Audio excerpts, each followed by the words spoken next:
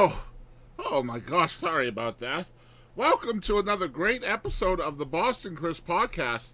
This week, we are featuring the amazing singer-songwriter from Hamilton, Texas, Miss Presley Haile.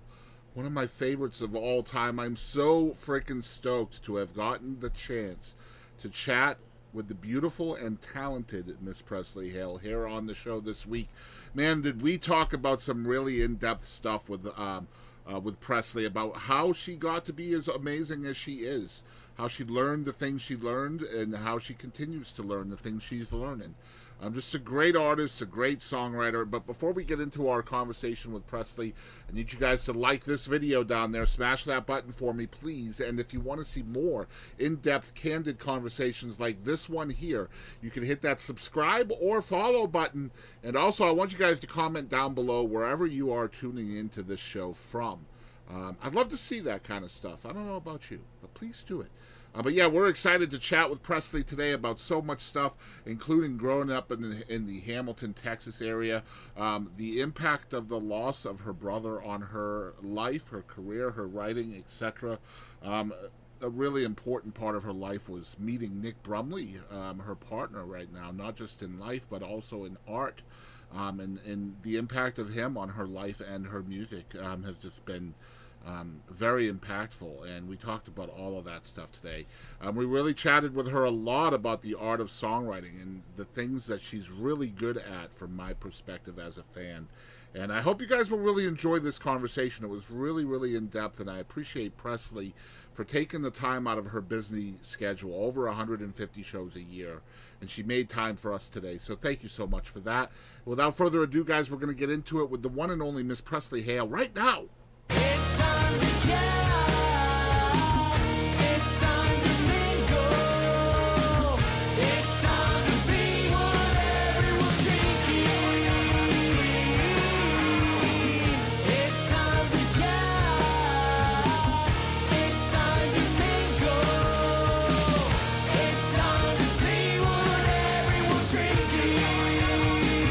Until we all lose connection.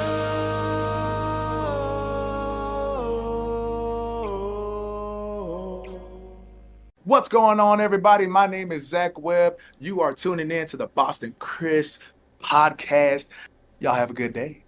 Hey guys, it's Presley Haile week here on the Boston Chris Show, and man, this is a huge moment for me. I'm such a huge fan of your work and who you are as an artist, so thank you so much for taking the time to do this.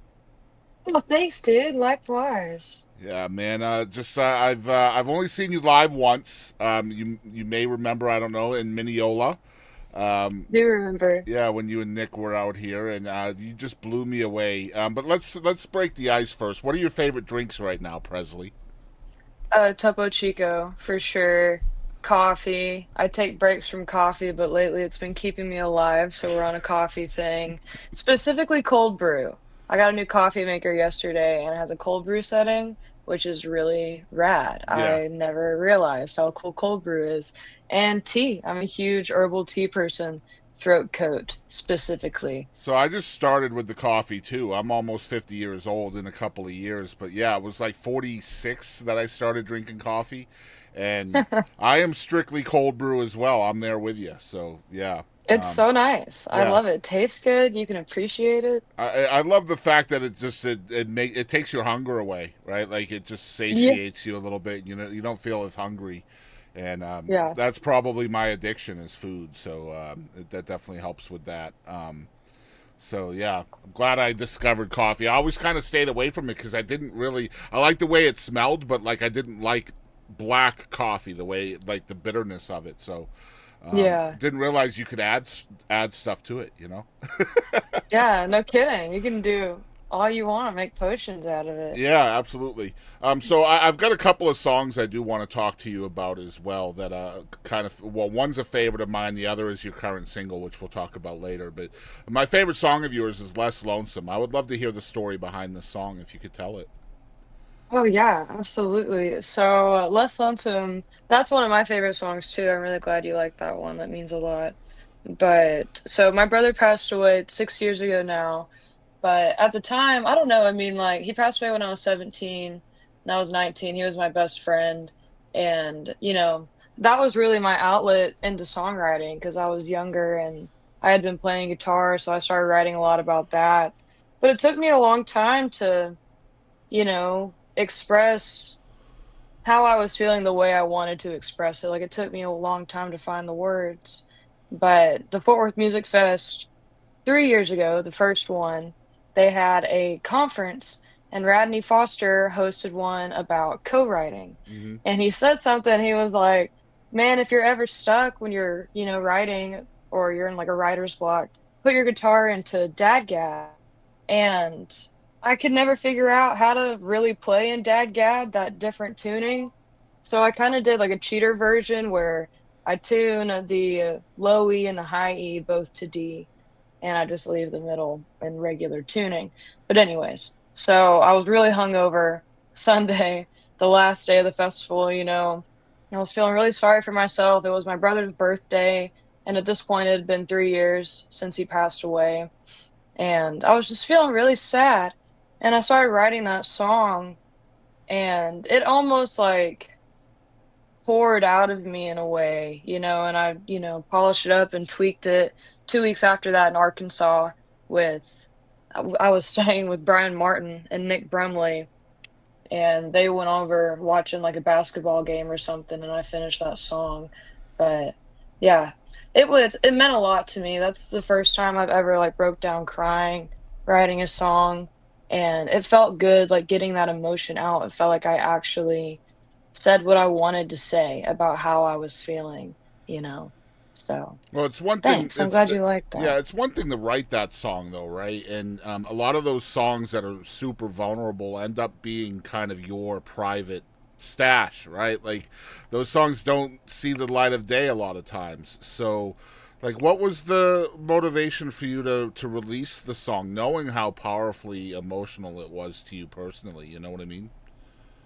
But you know what? I do know what you mean. That song was kind of burning a hole in my pocket though, So, I wrote the song in March, and September 30th is the anniversary of whenever he passed away. So I really wanted to have it released by September 30th and just do that for myself. I wanted to release it on the day, and it didn't work out that way, but we released it like 2 months after. But no, I was ready to get that one out there because it meant a lot to me, and I felt like it was the best song that I had written at the time. So I was ready It's to a get it. great song. It's the perfect example of a song that kind of says something that artists have said a million times, but in a different way, right? Yeah, Yeah, yeah. and that's what I love about it, man. It reaches a spot. It almost scratches that itch, right, of grief. Um, Oh, thanks, man. yeah, I really appreciate you saying that. yeah. I thank you for writing the song. It's a great tune, and again, man, just saying some the same thing in a different way. Just it's brilliant in my opinion. And but yeah, Thank you. it's super stoked to have you here. Let's talk about kind of where you grew up. You grew up in Hamilton, right? Yes, I grew up in Hamilton, and my parents, they split up when I was 8 years old, and I went with my mom, my brother stayed with my dad. So my mom, we moved to Brownwood together. She was a Okay. police officer in Early for a long time, and that's where we met my stepdad. But of course, I was coming back to Hamilton every weekend and, hanging out.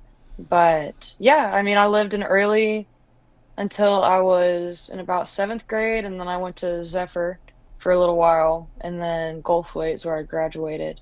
And then as soon as I graduated, I moved back home to Hamilton. All right, so I understand. I've been reading about you, obviously, and I've read that you began singing in church at kind of around the age of 8. Was that kind of your first introduction to music in a public sense? Yeah, in a public sense, absolutely. So, yeah, my mom and stepdad got together when I was in 4th grade, so I was 8. And Johnny really set a whole lot of things in motion for me, like he heard me singing and he really encouraged me to, like, go after it and stuff. So, I sang in the 4th grade talent show before I moved, and it was like a lip syncing deal, so it didn't really count. But I sang in church, like, a month after that, and I had the lead in, like, a vacation Bible school play, and, yeah, that's the first time my parents heard me sing without, like, a backing track and stuff. And ever since then, it was just like okay, well, we're gonna get you out there, you So it's know. always kind of been grounded in vocals for you, then, huh? Absolutely. Oh, yeah. No, I never wanted to learn how to play the guitar. Yeah. I thought that was for the birds. I was like, "What? I can sing. Like, I don't need to play guitar. There are people who do that. Like, it's fine." But no, like, I fought trying to learn. My stepdad, he got me guitar lessons the year after that, and, to this day, I wish that I would have stuck with it, but I just hated it. I did not like it at all. It took me so I would have been 9, but it took me until I was 16 to actually pick up a guitar. Like, So why'd you do that? Like, why'd you go back to it? so my brother at that point, he had been playing guitar and he didn't really sing as much. So we would go to open mics together and he would play guitar and I would sing. And then whenever he signed up for the military, after like 2 years of us going to open mics, I was like, man, like, I kind of really like performing now. Like, I feel like if I'm gonna learn at all, I need to learn now. So that's whenever I started learning. I saved up all summer for a little cheap Ibanez acoustic, but no, it was great. I'm so glad that I did that. Is that when things became more serious too? Because like I feel like there's always kind of like a maybe a wall you have to get over between music as a hobby, music is more of a serious career. Was that 16 for you, or did that come later? No, that was 16. Like, as soon as I learned how to play the guitar, I was like, "Oh, like, I can do this whenever I want. I can, learn my own songs, play my own shows. I'm in control of it now." And yeah, that's when I started writing. And so I did the FFA talent showcase in Goldthwaite. That was like my one outlet in school. I didn't do many extracurriculars, but I played, live for the first time by myself in the FFA talent showcase that year.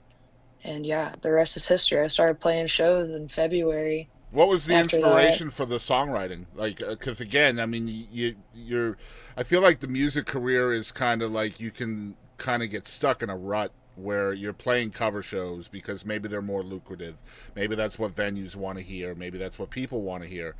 But really, if you want to become a national artist or regional, even regional, or even further globally, you have to be original. You have to write your own stuff. So, how'd you get over that hump? Like going from just playing other people's music and then writing your own? Yeah, so one of my favorites growing up was James Taylor. And whenever I found out that James Taylor wrote his own songs, I was like, man, like, I think that's really awesome. And I was always like interested in writing poetry. I don't think I was ever very good, but I loved reading when I was younger. My dad would read me poems when I was a kid, but I was always trying to write something melodically. But yeah, it wasn't until I was being mentored by a really good guy at a San Saba at the time, and he really pushed me. He was like, "You need to write your own stuff, like these cover songs are great, but they're not gonna get you out of this county, you know?" So It's exactly that's what when I I mean. started Yeah, writing. exactly what I meant. Yes, Yeah. and that's exactly right, like anybody can sing well to a Carrie Underwood song, So it's like, what do you have to say? And I felt like I had to do it, like I was being pushed to do it, but it was like it's the push that I needed because I don't think I would have done it without people telling me that I should do it, you Yeah, and there's know? a lot more struggle in it too, right? Because like getting people to like something that you created is really difficult rather than just, getting somebody to enjoy your version of a song they already know, right? Oh, absolutely. Yeah. And it's like, I mean, of course, those first few songs were rough to sit through, for Sure. anybody. Yeah. And I'm gonna write bad songs for the rest of my life, but at least, now I know what I like. And, people that like my music kind of know what to expect from me nowadays, I think. But yeah, I mean, in the beginning, you're still trying to find your sound and Hmm. the words, like you're learning with every single thing you put on the paper. But yeah, like it was hard to sit through, like, oh, I get it, but that's kind of terrible. Yeah, you have to live through the bad, right? Yeah. You got to live through the bad to get to the good. I love hearing that you tried to write poetry because one of the things that I absolutely love about your songs is kind of the art of descriptive language and the imagery of your music and your songs, just making people see as well as making people feel right within your music. So how did you get from that bad poetry to being able to do that within your songs now. Oh man, I like you saying that is so sweet. I really appreciate that. Well, one of my favorite authors I have, like, he's really the only author that I ever consistently read, but it's Stephen King. And I think Stephen King is so brilliant at Yeah. like helping you see the scenes that he's talking about and stuff. And I've always been really, really, really inspired by his writing. Like his writing gives me chills, I love it so much. But I got into Townes Van Zandt after meeting Nick, and Townes is really good at painting pictures and Yes. like putting you in the mountain scene and like by the stream and stuff. So I don't know, like it's definitely my environment, I was an outdoorsy nature kid anyways. So that's always what made me happiest, but being able to that's what I want to write about Is that is the hard for you to grass and do? trees. Because you're talking about Stephen King. Stephen King has thousands of words to make this point and paint his picture. You've got 3 minutes, right? Yeah. So I mean, how hard is that for you? I don't know. I haven't really started thinking about like songwriting in a formula way until recently, but now I'm able to look at things like, oh, like in this first three stanza, I want them to like see what I'm seeing, and then maybe we'll get into like how I'm feeling and stuff like that. But I don't know. I feel like it's definitely there are days where it's easier and days where it's harder. You can only say the pine trees are green a million times. Mm-hmm. So I don't know. I've just now gotten into like looking up funny, words for colors like chartreuse or whatever. But I don't know. That's the fun part to me. It feels like I'm picking out the paintbrush that I want to use, Yeah, are you jumping into like the thesaurus.com a lot, like just trying to find words for different words? all the time. And I feel so silly when I'm doing it. You But like shouldn't. James McMurtry, he's one of my favorites, and James uses some gnarly words Yeah. sometimes. What And a I great, love it. great point. Yeah, James is amazing with his songwriting. Same thing. Very descriptive. Very bringing you on a trip inside your head. Yeah, good stuff. I'm glad you dropped that name. I'm a huge James McMurtry fan, so I'm right there with you on that. One another thing I've noticed that you're very very good at is being able to write from a personal experience and also being able to write from another perspective as well. How are you able to do that? Because I feel like if you're writing from a personal experience like Les Lonesome, you're probably going to connect to the song more than you would if you're writing from somebody else's perspective. But when I see you perform live, I don't notice a difference. I feel like you're connecting to the song either way. So how do you connect to a song that you've written from somebody else's perspective? I don't know. So the songs that I have like written from somebody else's perspective, I still have a very emotional tie to that person that I'm talking about and all this different stuff. Like, I don't know. So Nick, he really shaped my songwriting. Whenever I met him, I had been writing, but like he really changed the direction of where I wanted to go. He introduced me to like folk music and Americana and stuff like that. So it just turned me on to this completely different scene. But Nick always said he was the first one that told me, write what you know. And of course, everybody says that, but he's the first person that I heard it from. So then I started like trying to tell these stories in different ways after that because I only had so much to talk about at the time.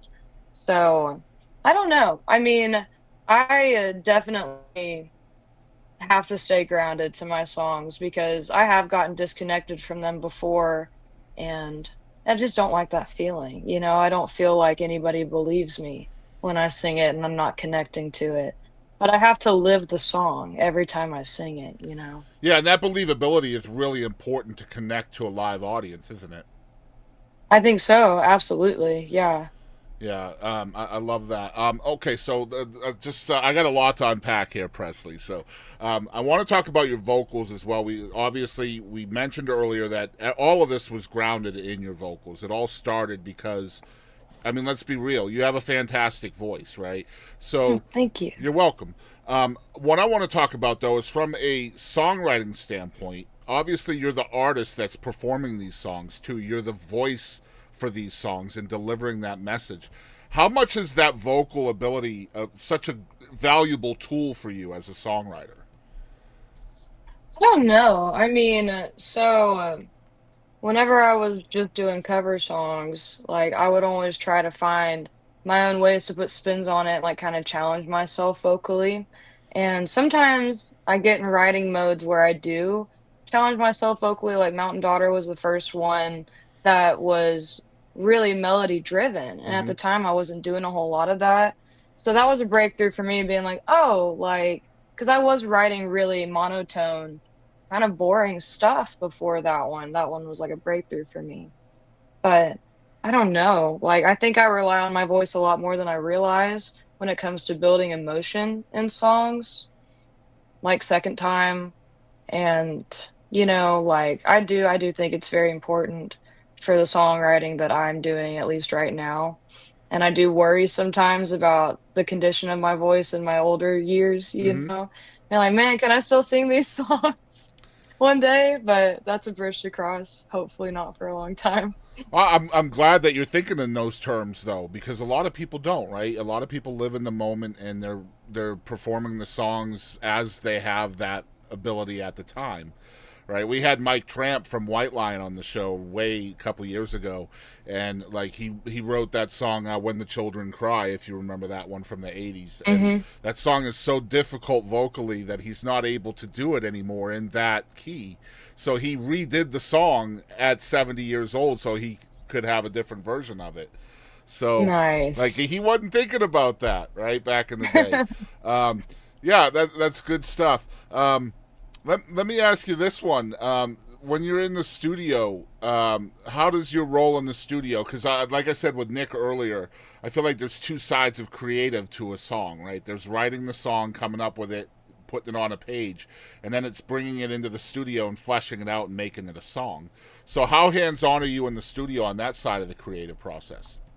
Man, I've gotten a lot more hands-on. The studio is something that has began to really excite me. And Mountain Daughter was the first studio experience that I ever had. So I was super green, like going in with this song, not knowing like really how to talk to, the producer and the engineer.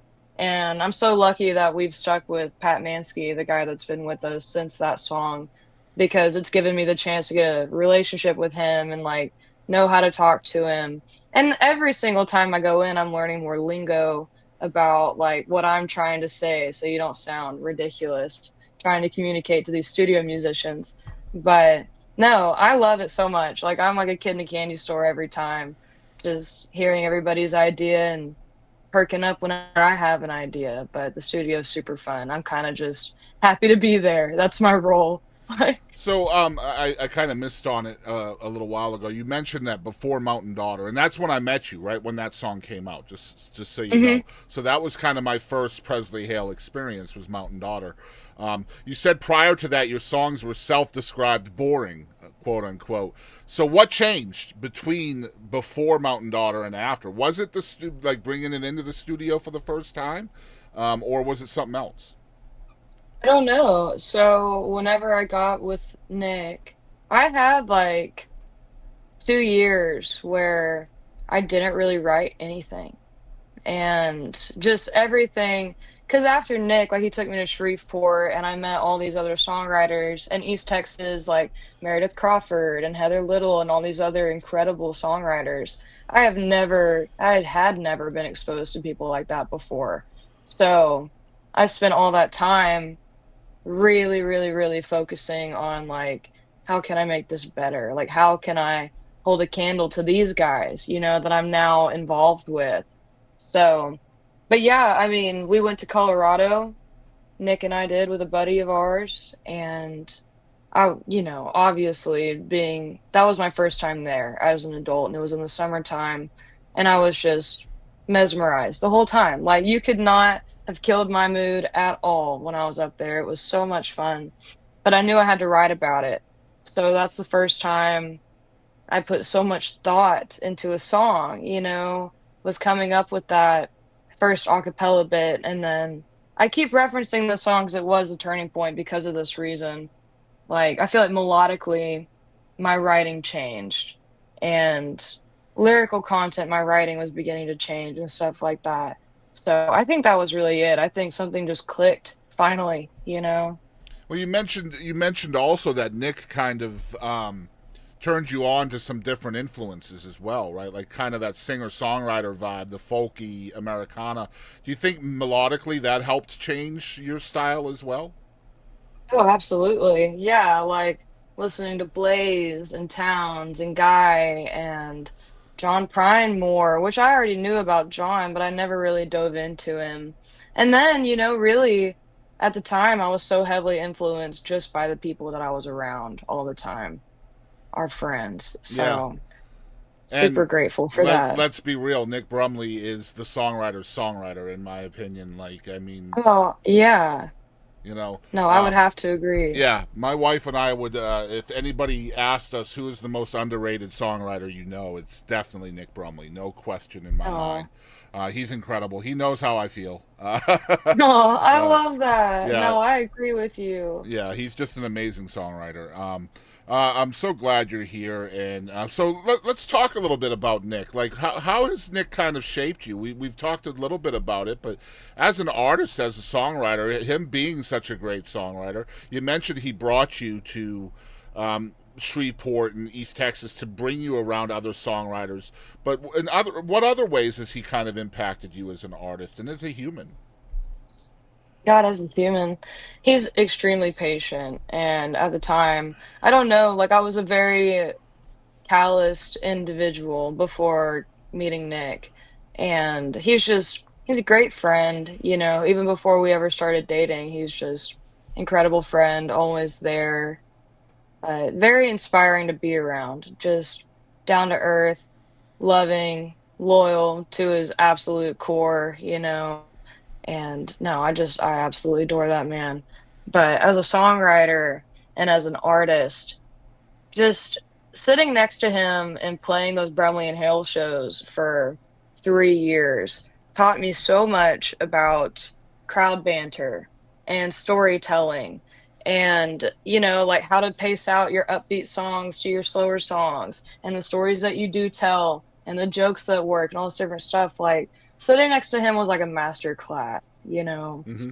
And I'm finally get to put that into play at my own shows now that I'm playing like solo full band shows and stuff. I'm just like all of that is being played out, which is so insane to me because it's all him just in the back of my head. And also something insane to me, the more I like kind of progressed on the guitar, I could like hear little licks that he would do Yeah. and be able to like kind of map my way around, which is insane. Just like being around him so much, my ear is almost just like, oh, like that sounds like Nick, or this is what he might do.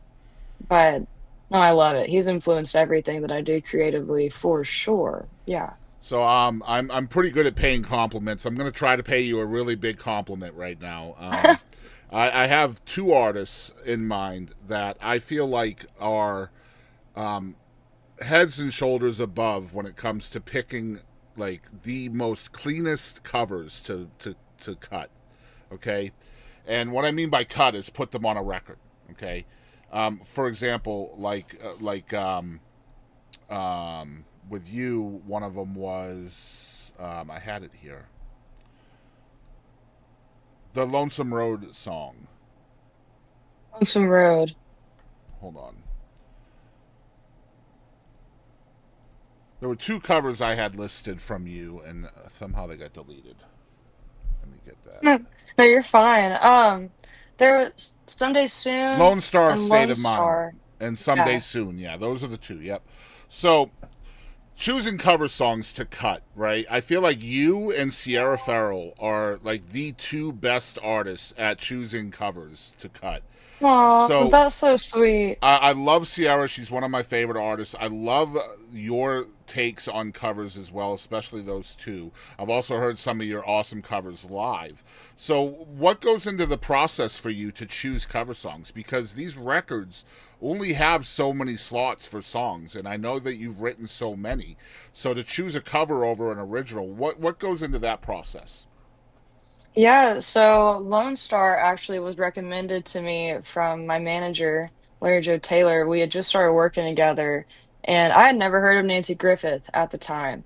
And he sent me that song, And I was like, man, I don't know. And we cut it and I fell in love with it. And that started my obsession with Nancy Griffith.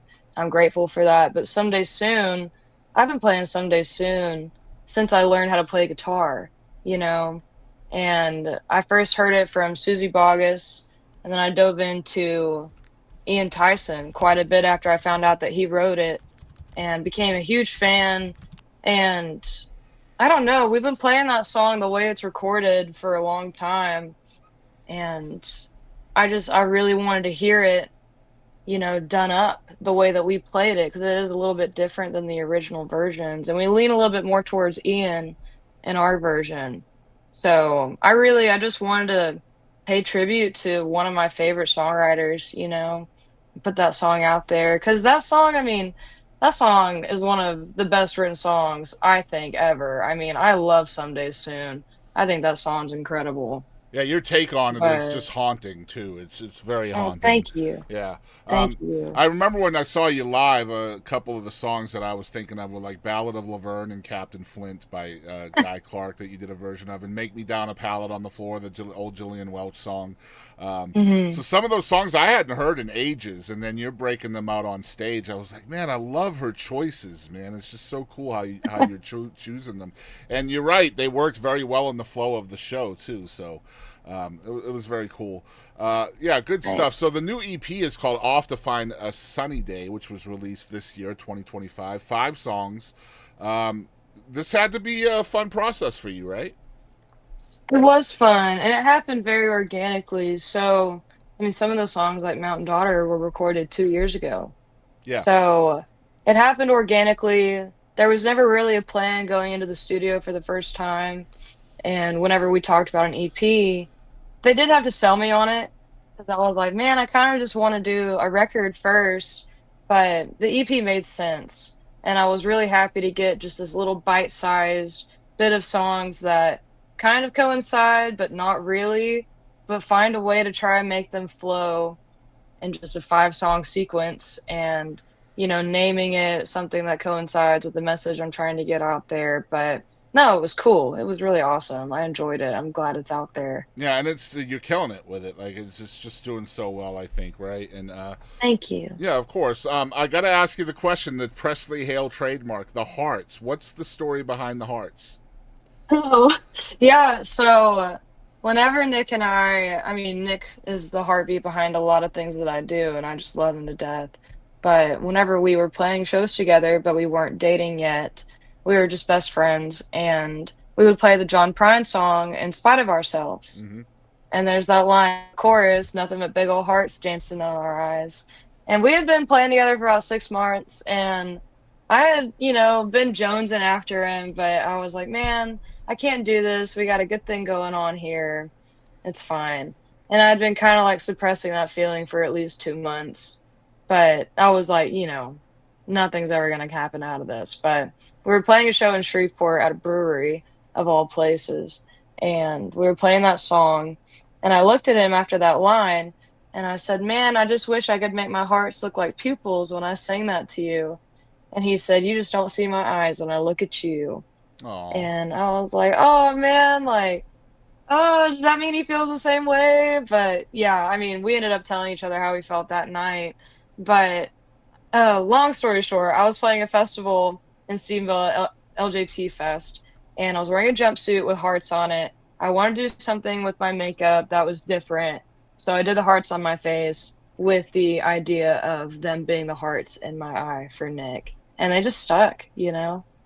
it's so unique, so unique. Have you told that story before? I have, in this past year, I mean, nobody asked me about it the past 3 years, like, nobody's questioned it, but this past year, everybody wants to know what the hearts are about, and I love it, I think it's so sweet, Yeah, but I love it. It's a good look, first of all, and I think it could take off. You never know, right? you never know. Wouldn't that be cool though if there were little girls out there doing that? That would be neat. Oh, that would be neat, oh my gosh, I'd cry. I bet you it's going to happen. But let's talk about your busy schedule because One of the hard things about podcasting and wanting to chat with the people you really like, being a fan of yours, is how busy y'all are. It's really hard to nail y'all down, and which again, I thank you for your time today so much. It's an honor, honestly. But No, you're likewise. doing like 150 plus shows a year. So my question here is like, how do you find time for you, like Presley time, that alone time for you and your mental health to just kind of stay grounded in all the chaos? And, like, it's kind of gotten harder this past year, I've noticed. And I don't think it's so much the road's fault. I think it's just my need for a routine whenever I can get one. And whenever you're doing like 12 shows in a row, sometimes the shows are 6 hours from each other and you're in a pickup truck with your dogs and your luggage and all your merch, and you got to unpack the truck every night and pack it back up every night. It's a lot. And I got my real taste of it this past few months.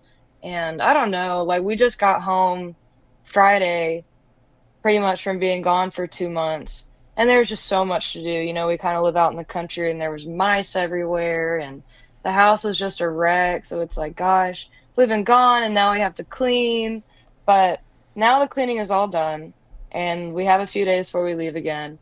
So, I mean, I get it whenever I can, the alone time, the me time, but I think we're about to chill out for the year, so we'll get to do some hunting and maybe some fishing before it gets too cold. But Yeah, and that's really important, finding that alone time. And it doesn't even have to be just you alone. It just be, doing something different than what you normally do, right? Just settling down. And the really funny thing about the business that I hear all the time is when you're home, you miss the road. When you're on the road, you miss home, right? yeah, it's like you're home and it's like, man, I feel like I need to get in the truck and drive around. Yeah. Like, You get I don't know what to anxious. do with myself. Yeah. Yes. So let's talk a little bit about the new single before we get into our fun segments. The new single is called Second Time. You did talk a little bit about it earlier. Tell us a little bit about this song. Yeah, so second time's an older one. It's been with me pretty much as long as Mountain Daughter has. And so that's like, almost 3 years. And those, that was the turning point, was both of those songs lyrically. And second time was another one of those that I really just poured emotion into and felt like an aha moment when it came to songwriting. I was like, oh, like this is my songwriting voice. I'm getting close. But I had written it about my experience in San Saba and, my first times like playing over there. And I was kind of like the opener to the opener for the bar that I was at for like 2 years. Learned so much, had so much fun. And whenever I left there and went to East Texas with Nick, I kind of lost contact with everybody. And it took me a while to learn that the phone works both ways. Hmm. But in true songwriting fashion, I was letting my molehill be a mountain. And I feel like you have to do that as a creative and as a writer, like milk any little bit that you can get out. And that's what I did, and it made me feel better.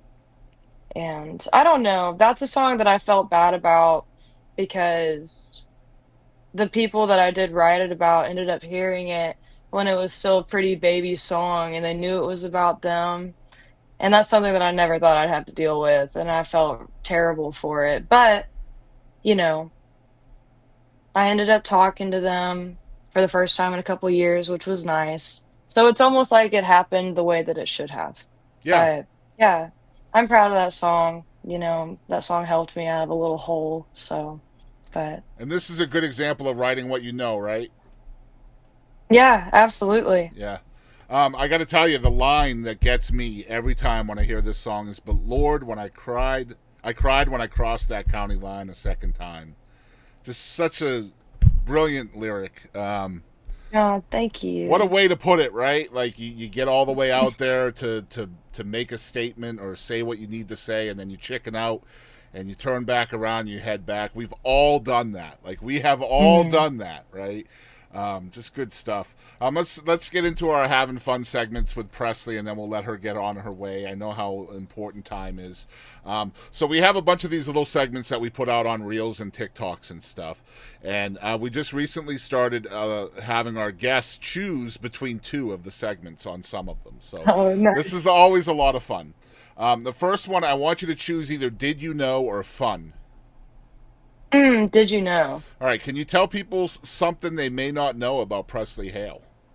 Oh boy, I broke my left wrist twice, both times from falling off the monkey bars when I was a kid. Bet you didn't know Were the that. same monkey bars?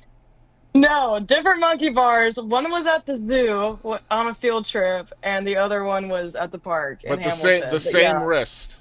same wrist. Did you ever learn your lesson? Are you still going to the monkey bars? I have not tried it since the second time. So you're a slow You will learner, is not. what you're saying. Yes, absolutely. All right. All right, next one is called impactful. Can you name three people that have impacted your life in some way, and then tell us the number one thing you learned from each of those people? Impactful. It might be easier to focus on celebrities, or should I talk about people that I know? Oh, I'll talk about people that I know, actually. So, Nick Brumley, obviously. He really taught me how to find my own when it came to songwriting and when it came to showmanship. Larry Joe Taylor, it's really terrifying to imagine where I would be without Larry Joe Taylor. I'm incredibly grateful for him and everything that he's taught me. He's taught me so much about the business and how to take care of myself and my assets and be protected, and also how to put together a band and, hit the road and kind of try to make money doing so. And gosh, one more person. Mm. I mean, my brother, but I feel like that's a shoe-in. I mean, my brother kind of instilled this fire in me to always do this. So, yeah, those are my three people. Love it. Okay, next one. Choose either Mount Rushmore or one artist. One artist. All right, so who is one artist other than yourself that you wish the entire world knew about? Hmm. So much influence in this answer. Mm-hmm. Uh, Brian Martin. Brian Martin of Sad Daddy and Brian Martin of Arkansas. Brian with an I, not a Y. There's two of them. Okay, very cool. I did not know that. I thought you guys were talking about Brian with a Y the whole time, so I'm Mm-mm. gonna have to look up the Brian with an I for sure. All Oh right. my gosh, he's got a record called No Writer. You gotta find it. It's Okay, really I will good. definitely go check it out today. All right, next segment is called What the Heck? This is kind of like a game show. I'm just going to ask you 5 questions, and these are hopefully going to create a visual in your head, and I just want you to tell me the first thing that you see or hear in your head, okay? Okay, All right. got it. So, number one, you are alive in the 1920s. You run into a time traveler that has a smartphone, and a Nickelback ringtone comes on. What is your reaction? Oh, dude. Incredible. You like Nickelback? All right. All right. Number two, how long do you wait after finishing your food before going back for seconds? Oh, like 10 minutes, if that. Like, So are you waiting I gotta until get it while everybody there's gets food. theirs, or Yes, usually I'll be polite unless there was only like one deviled egg left and I finished first. I will go get that deviled egg. so it's Like, all it's all about the deviled eggs, okay? all about the deviled All eggs. right. Number three, have you ever tripped on stage, and if so, how did you play it off as cool? I've tripped on stage so many times. Luckily, have not busted my tail, but I have to laugh at myself because I'm not graceful. And every time it's like, oh, she almost fell. So it's like, oh, you don't go to a Presley Hale show until you see me trip. So I would have never guessed you weren't graceful based on your monkey bars experiences, right? I know, seriously, no coordination here. Like, All right. All right. Number four, what world record do you think you have a shot at breaking? oh gosh, I can't stay very committed very long to anything. Um, Probably how long can she lay outside? Okay. I could probably lay outside for a long time. All right. Like, So you're a tanner, is that what it is? I know I gotta be in the shade. Okay, just laying in the shade. Like, All right. yes. Number 5, last one. If you could spend 1 hour with anyone from the past, who would it be and what would you talk about? It's a Griffith, and I just want to pick her brain on everything about her life, like for 1 hour. That would be incredible, yeah, because you're a sponge when it comes to writing, right? Like, that's what you've done your whole life, just sponging ideas and inspiration. And yeah, I think that's a great answer. Um, okay, next segment, choose either bucket list or fly on the wall. Oh, bucket list. I absolutely love that you have chosen the opposite of Nick on every single one of these so far. Heck yes, yes. All right, bucket list is what is on your bucket list of things you still want to do? Oh gosh, a lot of it's traveling. I want to travel everywhere. I want to go to 50 states. I need to do my math and figure out where we have been so far. But I really want to go to Utah. Yeah, do that. I want to go see. I've got to go see the Avett Brothers. Hopefully at Red Rocks at some point. I don't know even if they're playing there anytime soon. Mike Cooley of Drive By Truckers. I got to go see him solo acoustic. So I don't know. A lot of shows, a lot of traveling. I love that your bucket list includes other artists. That's so cool. Good stuff. Fan first. All right, next segment, choose either biggest lesson or moment of gravity. Oh, moments of gravity, whatever that means. Okay, so moment of gravity is kind of you can look back in your life and see that one moment in time that kind of led you on the path where you ended up. Can you kind of see what that Oh, was? yeah, yeah, absolutely. Um, I think it really was like the day that I found out my brother passed away because I was a senior in high school. I was getting ready to apply to all these colleges that I didn't want to apply to at all. And that was really like the trigger on, oh, like I'm just gonna do this. And luckily my parents were very supportive and allowed me to just go after music as soon as I graduated. And I'm so glad they let me do that. But yeah. Yeah, I'm glad they did too. Thank you, parents, for real. All right, next one is called grateful. What are the 3 things you are most grateful for? My parents. Super grateful for my parents and my family. They've been so patient with me and this journey, which is not easy on a lot of people. But I'm really bad at not responding, and they've been patient with me not returning phone calls while I'm in different places. Uh, I'm grateful for the ability to play guitar because I never thought that I would learn. And that freedom is almost like flying sometimes, just that outlet to write and play and like get my emotions out in music. I'm grateful for every single opportunity that comes my way as well because man, have some opportunities come my way. So I'm just grateful for everybody on my team. A lot of people, a lot of really cool things. But All right, very cool. All right, last segment, and it could be the toughest one for you to answer. This is a very self-reflective segment. It's called "Who Do You Think You Are?" So, who is Presley eh, Haile? oh gosh, who is Presley Hale? I ask myself that all the time. Um, I never really answer myself either. But I don't know. I mean, she she is somebody that I don't know. I am hungry for new experiences. I'm somebody that is learning to get out of my comfort zone. Um, happiest outside. I want to be a folk country Americana, you know, Emmylou Harris, Gillian Welch, but my own version. But I don't know. I want to make people feel good. Who's Presley Hale? I guess just like a freaking lost forest, almost gnome. I would compare myself to a gnome. So I love it. Good stuff. It's hard to talk about yourself, isn't it? yes, oh my gosh. Well, I appreciate Presley so much. Thank you for coming on the show today. Let me tell everybody where they can follow along with everything you got going on.